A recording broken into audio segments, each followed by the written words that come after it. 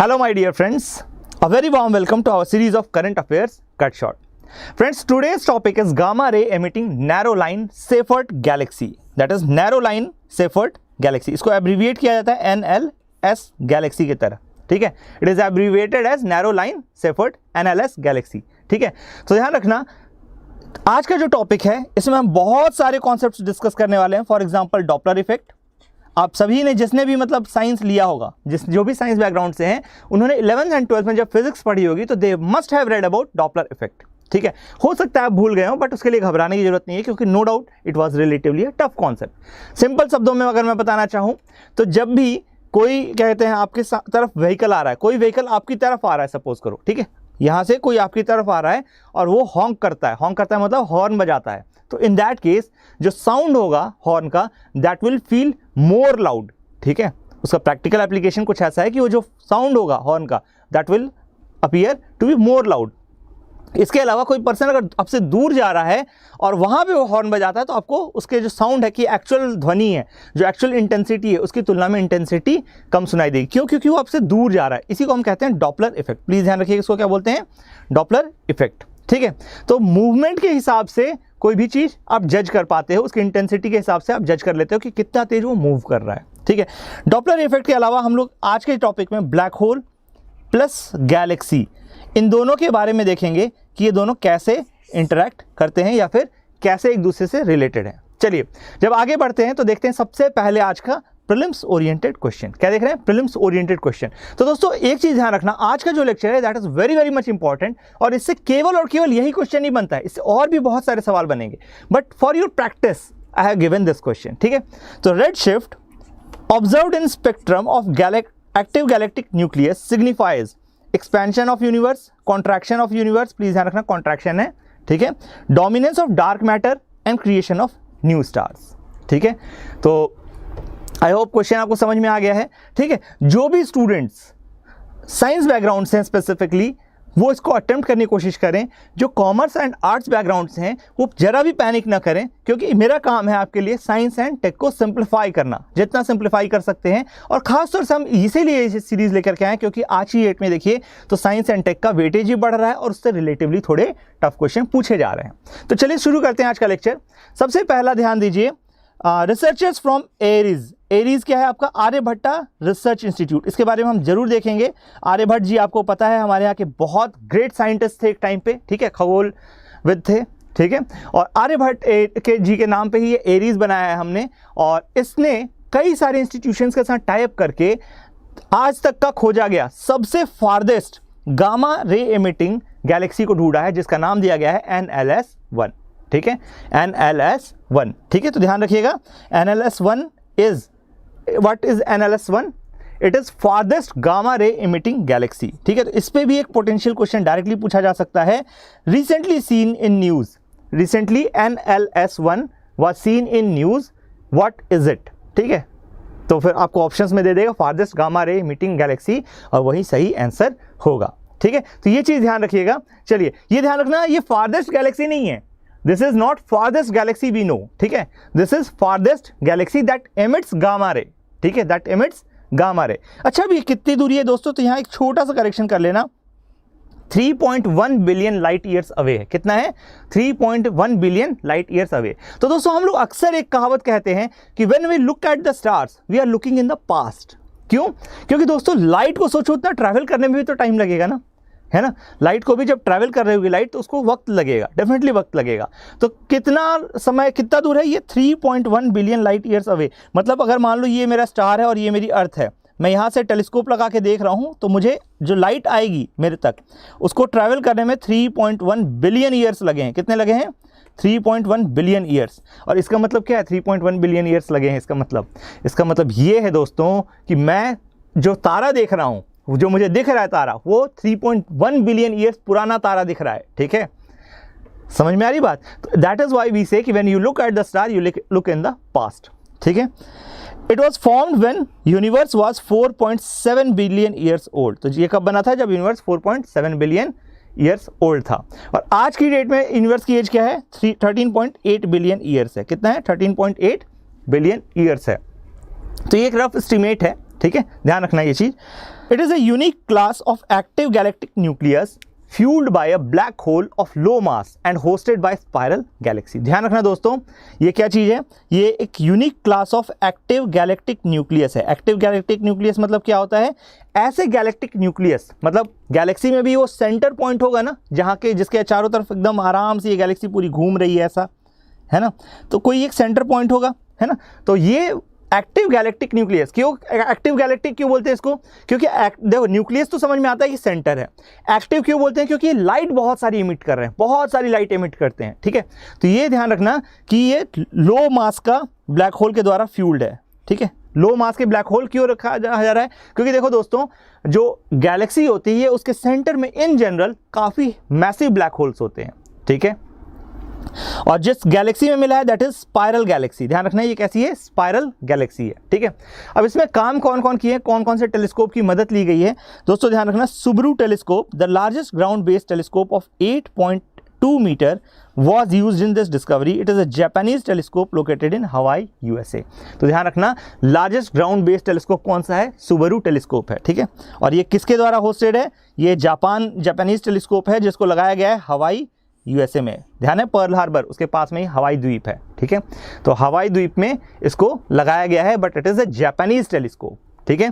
ध्यान रखना ये चीज़, सुबरू टेलीस्कोप। तो ये भी एक तक पूछा जा सकता है, बट इसकी प्रोबेबिलिटी कम है, ठीक है। बट प्लीज़ ध्यान रखिएगा इसकी प्रोबेबिलिटी काफ़ी ज़्यादा है रिलेटिवली, रीज़न बीइंग कि यूपीएससी की आदत है। देखो दोस्तों, मैं प्रोबेबिलिटी की ही बात कर सकता हूँ, क्योंकि कोई भी 100% नहीं कह सकता कि नहीं यही सवाल आएगा, ठीक है। तो UPSC is quite unpredictable too, but आप अपनी प्रोबेबिलिटी हर इंफॉर्मेशन के साथ बढ़ाते जाते हो, ठीक है। अब देखो, Edwin हबल्स expanding theory of universe came into use in this discovery. तो दोस्तों ध्यान रखना, इस डिस्कवरी को यूज करने में, या मतलब डिस्कवर करने में इस गैलेक्टिक न्यूक्लियस को, ठीक है, हमने कौन सी थ्योरी यूज की है, Edwin हबल्स expanding theory of universe. तो ध्यान रखना, एक्सपैंडिंग थ्योरी ऑफ यूनिवर्स किसने दिया था, एडविन हब्बल ने। ध्यान रखना इनके नाम पे हब्बल टेलीस्कोप भी है। तो ये भी एक लाइन इंपॉर्टेंट हो जाती है कि एक्सपैंडिंग थ्योरी ऑफ यूनिवर्स किसने दी थी, कि यूनिवर्स इज एक्सपैंडिंग, ये एडविन हब्बल जी ने दी थी, ठीक है।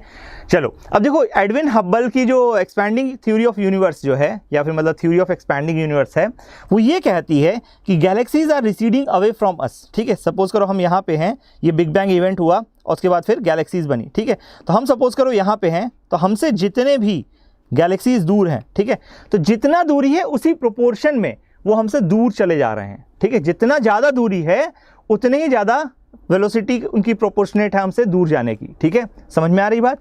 तो मतलब अगर मान लो अभी पहले हम लोग यहाँ पे थे, ठीक है, तो जो जितना दूर है उतना ही ज़्यादा दूर हमसे चला जा रहा है, ठीक है। जो जितना ज़्यादा दूर है उसकी वेलोसिटी दूर जाने की उतनी ही ज़्यादा है। तो velocity is directly proportional to distance. ध्यान रखना, वेलोसिटी जो है उतनी ज़्यादा है डिस्टेंस के, ठीक है। चलो आई होप ये क्लियर है आपको, बस इतना ही थ्योरी ध्यान रखना है इसका, ठीक है, एक्सपैंडिंग यूनिवर्स का। इस पे आप सवाल सॉल्व कर ले जाओगे इफ इन केस कोई आता भी है तो, ठीक है। अब देखो, डिस्कवरी की अगर बात करें कि क्या डिस्कवरी हुई है, तो एक बात समझना, active galactic nucleus is most powerful long lived and constant source of light in universe, ठीक है। एक्टिव गैलेक्टिक न्यूक्लियस जो है बहुत पावरफुल होता है, काफ़ी दिनों तक रहता है, और साथ ही साथ कांस्टेंट सोर्स ऑफ लाइट है यूनिवर्स में। Most of the galaxies have super massive black holes eight the centre. मैंने पहले भी कहा था दोस्तों कि सुपर मैसिव ब्लैक होल्स होते हैं, ठीक है। क्यों होते हैं, क्योंकि उनको पूरा ग्रेविटेशनल फोर्स, अपने ग्रेविटेशनल फोर्स के दम पे पूरी गैलेक्सी को घुमाना है, ठीक है। That is why at the centre nucleus there is super massive black hole. But ठीक है, इन दिस केस थोड़ा डिफरेंट चीज है। Normal black holes are formed by death of one star. एक स्टार की मृत्यु के बाद नॉर्मल ब्लैक होल बनते हैं। Still there are 10 times the mass of sun. दोस्तों मैंने आपको बताया कि जो सबसे छोटा अभी अभी एक ब्लैक होल ढूंढा गया है, और उसका आपको मुझे बताना है कि मास कितने टाइम सन था, ठीक है। अभी अभी जो एक गैप भी ढूंढा गया है, ठीक है, तो आपको बताना है मुझे कि जो सबसे छोटा ब्लैक होल अभी रिसेंटली डिस्कवर किया गया है उसका साइज कितना है। इसके ऊपर मैंने प्रॉपर वीडियो ली है, डिस्क्रिप्शन है, उसमें आपको इसकी लिंक मिल जाएगी, तो प्लीज़ आप उसको देखिए। अगर याद है, आपने देखा है वीडियो, तो प्लीज़ आंसर कीजिए कमेंट सेक्शन में, ठीक है। Super massive black holes are a million times mass of the sun. तो सुपर मैसिव ब्लैक होल्स होते हैं, they are million times the mass of sun. They are found at the center of galaxy, thereby making it bright in the middle, और that is why जो आपका Galaxy का centre होता है वहाँ bright होता है। अब आप बोलोगे कि सर ब्लैक होल तो जाने ही इसीलिए जाते हैं कि लाइट भी उस पर पार नहीं हो सकती, वहाँ तो डार्क डार्क दिखता है। तो दोस्तों एक चीज़ समझना कि जो ब्लैक होल सर्टेनली डार्क दिखते हैं, बट उसके चारों तरफ देखो ऑरा उसका, ठीक है। तो एक रिलेटिविस्टिक जेट भी निकलती है इस तरह से बाहर, और साथ ही साथ आप देखोगे तो उसके चारों तरफ एक डिस्क भी होती है, ठीक है, जिसको बोलते हैं हम हॉराइजन, ठीक है। क्या बोलते हैं? हॉराइजन, मैंने पढ़ा है हॉराइजन, राइट। तो वो हॉराइजन और रिलेटिविस्टिक जेट, ये दोनों के दोनों बहुत ज़्यादा स्ट्रांग होता है, मतलब वो बहुत ज़्यादा चमकीला होता है और बहुत ज़्यादा ब्राइट होता है, और उसमें बहुत ज़्यादा गामा रेज होती हैं, ठीक है। और इसीलिए हम कहते हैं कि जो सेंटर है वो ब्राइट दिखता है और जो न्यूक्लियस है वो छुप जाता है उसके पीछे, ठीक है। जो डार्क न्यूक्लियस है वो छुप जाता है। These regions of high luminosity are called AGN, that is active galactic nucleus, ठीक है। तो मैंने जो क्वेश्चन दिया था उसमें एक्टिव गैलेक्टिक न्यूक्लियस का एज सच कोई रोल नहीं था, आपको रेड शिफ्ट के ऊपर जानकारी चाहिए थी, ठीक है। समझ में आ रही बात? चलो, Those galaxies which form AGN are termed as active galaxies। दोस्तों ध्यान रखना, ये भी इंपॉर्टेंट टर्म है कि AGN क्या है और साथ साथ एक्टिव गैलेक्सीज क्या है, ठीक है। एक्टिव गैलेक्सीज क्या है और एक्टिव गैलेक्सी न्यूक्लियस क्या है, ठीक है। एक्टिव गैलेक्टिक न्यूक्लियस क्या है, तो बेसिकली आपको समझ में आ रहा है, जहाँ पे भी ब्लैक होल होता है सेंटर में, ठीक है, वहाँ पे बहुत ज़्यादा लाइट होती है, कांस्टेंट सोर्स ऑफ लाइट होती है, और इसी कारण से हम उसको बोलते हैं एक्टिव गैलेक्टिक न्यूक्लियस, ठीक है। It emits 1000 times more energy than the normal galaxy. ध्यान रखना, नॉर्मल गैलेक्सी की तुलना में ये 1000 टाइम्स ज़्यादा एनर्जी रिलीज करते हैं। These emissions are in form of microwave band, radio wave band, infrared, optical bands, x ray bands, ultraviolet bands and gamma bands. दोस्तों सारे आ गए इसमें, उसमें कोई भी छूटा नहीं है, ध्यान रखना, कोई भी बैंड छूटा नहीं है। तो आपको कोई भी आए बैंड, कोई टेंशन लेने की जरूरत नहीं है, सारे बैंड्स इसमें कवर्ड अप हैं, ठीक है। तो ध्यान रखना, जब आप ऊपर की तरफ बढ़ोगे, ठीक है, माइक्रोवेव, एक्चुअली इसको सेकंड कर लो, इसको फर्स्ट लिख लेना, अब प्लीज़ ये ध्यान रखना, इसको फर्स्ट लिख लेना, इसको सेकंड लिख लेना। तो जैसे जैसे ऊपर की तरफ बढ़ोगे आप, ठीक है, जैसे जैसे इसमें ऊपर की तरफ बढ़ोगे, अच्छा इसमें भी एक और चीज़ ध्यान रखना, एक्सरे को भी उल्टा कर लेना, तो इसको 6 कर लेना, इसको 5 कर लेना, ठीक है। तो एनर्जी घटेगी, energy will reduce, frequency will again reduce, but wavelength will increase, ठीक है। चलो, आई होप ये क्लियर है आपको, ठीक है। सीक्वेंस मैंने बता दिया, थोड़ा सा चेंजेस है वो चेंज कर लेना, ठीक है। ऑप्टिकल बैंड के जस्ट बाद क्या होता है? अल्ट्रावायलेट बैंड होता है, उससे ज़्यादा एनर्जी वाला होता है एक्सरे बैंड, और एक्सरे से भी ज़्यादा एनर्जी होती है आपकी गामा बैंड में, ठीक है। ध्यान रखना ये चीज़। चलो, अब देखो एजीएन की और बात करें तो powered by black holes which in turn produces powerful relativistic jet, ठीक है। तो देखो ये पावरफुल रिलेटिविस्टिक जेट, आप कभी भी ब्लैक होल का देखोगे तो आपको चारों तरफ हॉराइजन दिखाई देगा, जो कि डिस्क होती है एक तरह से लाइट की, ठीक है, और उसके बाद फिर बीच से ऐसा निकलता हुआ दिखाई देगा, ठीक है। तो वो होती है रिलेटिविस्टिक जेट, ठीक है। वो बेसिकली इमिशन होता है, बहुत स्ट्रॉन्ग पार्टिकल्स मतलब जो होते हैं ना, उनको इमिट किया जाता है लाइट की स्पीड पे, ठीक है। तो देखो, these are the source of particles in the universe travelling at light speed, they are hosted in huge elliptical galaxy, ठीक है। The concept of formation of jet was questioned when detection of NSL1 happened.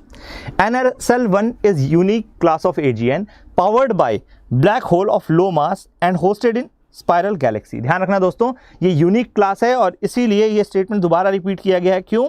क्योंकि ये important statement है दोस्तों, ध्यान रखना ये चीज़, ठीक है। Other classes of AGN were discovered 4 decades ago, मतलब 40 ईयर्स अगो हमने बाकी क्लासेस ऑफ AGN को डिस्कवर कर लिया था। तो देखो दोस्तों, इसका सिग्निफिकेंस क्या है ये समझना, ठीक है, कि भाई ये नया क्लास क्यों कहा जा रहा है और क्यों इंपॉर्टेंट है। तो यूपीएससी की एक और आदत है सिग्निफिकेंस पूछने की। तो अगर आपसे ये पूछा गया significance of discovery of NSL1 is, ठीक है, तो वो उसमें क्या आंसर दोगे? तो देखो अब अगले लाइन पढ़ो ध्यान से, ठीक है। Earlier it was ओपाइंड that because NSL1 hosted low mass black holes, so it cannot produce relativistic jets and have read shift less than 1। तो ध्यान रखना, इसमें यह माना जा रहा था कि चूंकि ब्लैक होल बहुत छोटी साइज का है तो इसका रिलेटिविस्टिक जेट नहीं होगा, और साथ ही साथ इसमें जो रेड शिफ्ट होगा वो लेस देन 1 का होगा, ठीक है।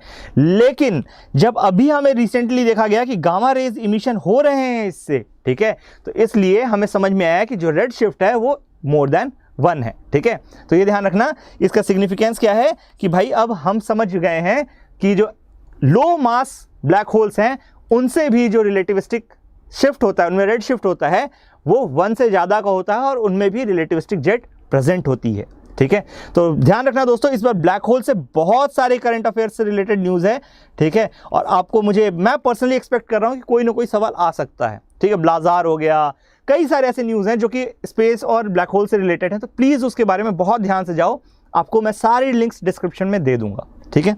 चलो रेड शिफ्ट की बात करें तो movement of spectral lines towards longer wavelength, it tells about expansion of universe. तो दोस्तों आपका आंसर मिल गया मेरे ख्याल से, जो क्वेश्चन मैंने पूछा था। ठीक है, ध्यान रखना दोस्तों, जब डॉपलर इफेक्ट की बात करोगे ना, तो उसमें जब लाइट की बात आती है तो लाइट में दो तरह के शिफ्ट देखे जाते हैं। ठीक है, जब डॉपलर इफेक्ट की बात करूंगा मैं, जैसे मैंने पहले ही बताया था साउंड के केस में, तो पहले होता है रेड शिफ्ट, ठीक है, एंड दूसरा होता है ब्लू शिफ्ट। क्या होता है? Blue shift. ठीक है, तो जो रेड शिफ्ट होता है ये दिखाता है एक्सपेंशन। ये क्या दिखाता है? एक्सपेंशन, कि यूनिवर्स जो है एक्सपैंड कर रही है। और जो ब्लू शिफ्ट होता है ये दिखाता है आपका कि कोई भी चीज़ कॉन्ट्रैक्ट कर रही है। क्या कर रही है? कॉन्ट्रैक्ट कर रही है। ठीक है, expansion and contraction. I hope समझ में आया। कॉन्ट्रैक्ट मतलब आपकी तरफ आ रही है कोई भी चीज़। ठीक है, जैसे कॉमेट आपकी तरफ आएगा तो इट विल इट्स मतलब वेवलेंथ जो भी वो इमिट करेगा वो थोड़ी सी आपके लेसर वेवलेंथ की तरफ शिफ्ट हो जाएगी, मतलब कि आपको ब्लूइश ज़्यादा दिखेगा, ज़्यादा नीला तरफ दिखेगा। ठीक है, लेकिन अगर वो कॉमेट आपसे दूर जा रहा है तो इवन इफ उसका जो भी मतलब वेवलेंथ रहे वो रेड की तरफ शिफ्ट होगा और आपको हल्का सा रेडिश ज़्यादा दिखेगा। ठीक है, तो आप उसकी स्पीड उस हिसाब से कैलकुलेट कर सकते हो। ठीक है, या स्पीड के हिसाब से उसकी जो वेवलेंथ में कितना चेंजेस आया ये भी कैलकुलेट कर सकते हो। बेसिकली दोनों तरफ से चलती हैं चीज़ें। ठीक है, स्पीड बेसिकली निकाल सकते हो, कितना तरीके से एक्सपैंड हो रहा है, कितनी स्पीड से एक्सपैंड हो रहा है। ठीक है, तो ध्यान रखना, रेड शिफ्ट का मतलब क्या होता है? Movement of spectral lines towards longer wavelength, it tells about expansion of universe. अच्छा, अब देखो दोस्तों, ये जब समझ में आ गया आपको तो SDSS ये क्या चीज़ है भाई? तो SDSS it is a multi spectral imaging and spectroscopic red shift survey. ठीक है, तो ये क्या चीज़ है? Basically multi spectral imaging and spectroscopic red shift survey. It is use for last 20 years and has created the most detailed 3D map of universe. तो ध्यान रखना, SDSS ने आपके बहुत डिटेल्ड मैप्स क्रिएट किए हैं। आई होप ये भी इंपॉर्टेंट है, आपको समझ में आ रहा है कि इसका भी यूजेज क्या है। ठीक है, चलो अब आगे क्या होने वाला है इस डिस्कवरी में, तो ध्यान दो। The discovery has opened ways for to know more about the origin of universe. Universe कैसे ओरिजिनेट हुआ ये चीज़ हमें समझ में आएगी। क्यों? क्योंकि इतना छोटा ब्लैक होल जब रिलेटिविस्टिक जेट दे रहा है, और दूसरी चीज़ हम पास्ट में देख पा रहे हैं, है ना, 3.1 बिलियन ईयर्स पुरानी लाइट हम तक पहुंच रही है और हम उसको डिटेक्ट कर पा रहे हैं, तो हमें समझ में आएगा कि क्या चीज़ कैसे मूव कर रही है। Now the scientists need to explore the possibilities of findings other than gamma ray emitting NLS-1 galaxies at even larger redshift on Devasthal optical telescope at ARIES. ठीक है, तो अब इसी कारण से जो आपके देवस्थल ऑप्टिकल टेलीस्कोप है, ठीक है, एरिस पे, जहाँ से ये सर्च मतलब खोजा गया है। देखो दोस्तों, क्या होता है कि आप बोलोगे कि सर इसको तो खोजा गया था आपका जो हवाई में हमारे पास टेलीस्कोप है उसके द्वारा, लेकिन ऐसा नहीं होता दोस्तों। क्या होता है, डेटा भले एक जगह कलेक्ट किया गया हो, फोटो भले किसी ने ली हो, लेकिन उसको प्रोसेस करना अपने आप में बहुत डिफिकल्ट टास्क हो जाता है, और उस प्रोसेसिंग के थ्रू हम जो भी कुछ देते हैं वो उसका क्रेडिट जाता है। ठीक है, तो हमारे यहाँ कंप्यूटेशनल पावर बहुत अच्छा है, इंफ्रास्ट्रक्चर उतना अच्छा नहीं है। ठीक है, और इंफ्रास्ट्रक्चर उतना अच्छा है भी तो भी क्या कहते हैं, कई बार ऐसा होता है कि बहुत से टेक्निकल डिफिकल्टीज रहती हैं। हम कई बार उस चीज़ को ऑब्जर्व करने के लिए कुछ सर्टेन डिग्री और लैटिट्यूड पे हमारा पोजीशनिंग बहुत ज़रूरी हो जाता है। ठीक है, तो इसीलिए हम दूसरे लोगों से भी मदद मांगते रहते हैं, या दूसरे लोग भी हमसे भी मदद मांगते रहते हैं। It is not one way process. ठीक है, जैसे नासा इसरो से भी मदद मांगती है और इसरो नासा से भी मदद मांगता है। ठीक है, तो उसमें राइवलरी है, ठीक है, लेकिन फिर भी एक दूसरे की मदद करते हैं। ठीक है, तो जिसे बोलते हैं ना कोऑपरेटिव फेडरलिज्म, तो वैसा कुछ चलता है यहाँ पे। कोऑपरेटिवनेस ज़्यादा है, ठीक है, कॉम्पिटिटिवनेस कम है। कॉम्पिटिटिवनेस भी पॉजिटिव सेंस में है। ठीक है, तो ध्यान रखना, the scientist need to explore the possibilities of finding other gamma ray emitting NSL-1 galaxies at even larger red shifts. तो ध्यान रखना कि अब जो कैलकुलेशंस उन्होंने पहले किए थे, ये मान करके कि जो रेड शिफ्ट है वो लेस देन 1 होगा, वो चीज़ उनको रिकैलिब्रेट करनी पड़ेगी, और साथ ही साथ दूसरे और भी नए नए गैलेक्सीज वो ढूंढ पाएंगे इसके बाद। ठीक है, इसके बाद एरीज की बात करूँ, स्टैब्लिश्ड इन 1954 में स्टैब्लिश किया गया था under department of science and tech, government of India. तो ध्यान रखना, एरीज किसके अंदर काम करता है? Department of science and tech. ये कहाँ पे सिचुएटेड है? It is situated at Manora peak, Nainital, Uttarakhand. ठीक है, और इसकी यूनिक पोजीशन है, that is at 79 degree east. 79 degree east पे ध्यान रखना, इसकी यूनिक पोजीशन है। ठीक है, it is use to develop facilities for modern astrophysics, physical research in stellar, solar and solar theoretical branches. ठीक है, समझ में आ रही बात कि मॉडर्न एस्ट्रोफिजिकल रिसर्च जो भी है स्टेलर, सोलर थ्योरेटिकल ब्रांचेस में, ये वहाँ पे काम करते हैं। एरीज का फुल फॉर्म एक बार फिर से आप देख लीजिए, Aryabhatta research institute of observational sciences. दोस्तों बहुत इंपॉर्टेंट है और काफ़ी अच्छा प्रेस्टिजियस इंस्टीट्यूशन है। चलिए अब बात आती है सवाल की, तो एक बात समझना, इसको सॉल्व कैसे कर सकते थे। मैं हर एक सवाल के बारे में आपको कुछ ना कुछ चीज़ें देता हूँ। सपोज करो आपको रेड शिफ्ट ध्यान नहीं आ रहा है या आप कंफ्यूज हो रहे हो। दोस्तों देखो, मैं ये नहीं कहूँगा कि आपको आर्ट्स एंड कॉमर्स बैकग्राउंड से हो तो फिर आपको नहीं पता, ठीक है। मैं उनके आपके लिए टफ पड़ेगा, ये मैं मानता हूँ, ठीक है। आप आर्ट्स या कॉमर्स बैकग्राउंड से हो तो आपके लिए डेफिनेटली ये सवाल बहुत टफ था, ठीक है। बट स्टिल साइंस वाले स्टूडेंट्स भी कई बार ऐसा होता है दोस्तों कि रेड शिफ्ट था कि ब्लू शिफ्ट था, यार हम 11th-12th में जब फ्रेश पढ़ा था तब भूल जाते थे, तो अब कैसे याद रहेगा, ठीक है। तो एक चीज़ अगर आप नोटिस करोगे तो इसके ऑप्शन में भी एक हिंट है। क्या हिंट है? स्पेसिफिकली साइंस वाले स्टूडेंट्स के लिए दोस्तों हिंट है। मैं आप लोगों के लिए बोलूंगा कि आप लोग प्लीज़ इस टॉपिक को एक्सप्लोर करो। आर्ट्स एंड कॉमर्स के स्टूडेंट्स प्लीज़ इस टॉपिक को एक्सप्लोर करो। आई होप जब मैंने पढ़ाया है तब तो आपको अब चीज़ें समझ में आ चुकी हैं, ठीक है। और इसके पहले वाले भी जो ब्लैक होल और बाकी सारी चीज़ों के मैटर मैंने बात की है, आप LHCb एक एक्सपेरिमेंट पे मैंने एक लेक्चर लिया है, ठीक है, LHCb, वहाँ पे जाके जरूर देखें। इस बार वो भी बहुत इंपॉर्टेंट है दोस्तों, ठीक है।